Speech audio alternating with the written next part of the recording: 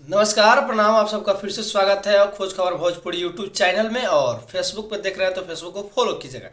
और आप सबको बता दूं कि पवन स्टार यानी पवन सिंह का गाने का पोस्टर है, जिस गाने का टाइटल है चाँप धन हो। कब और किस समय रिलीज होगा तो आप सब बनेंगे वीडियो के साथ और आगे की जानकारी आप सबको बताएंगे कब आने वाला है। तो आप सबको बता दूं जिस गाने को यानी पावर स्टार पवन सिंह और मनीषा यादव के साथ में इस गाने में काम किए हैं, यानी पावर स्टार पवन सिंह और Pawan Singh official YouTube channel पर इस गाने को रिलीज कर दिया जाएगा। तो आप सब जाएंगे, इस गाने को सुनेंगे और ढेर सारा प्यार देंगे। और आप सब बता दूं इस गाने के साथ डुएट किए हैं, फीमेल की आवाज़ में इस डुएट किए हैं पावर स्टार पवन सिंह और शिवानी सिंह की आवाज़ में इस गाने को रिलीज किया जाएगा Pawan Singh official YouTube channel पे।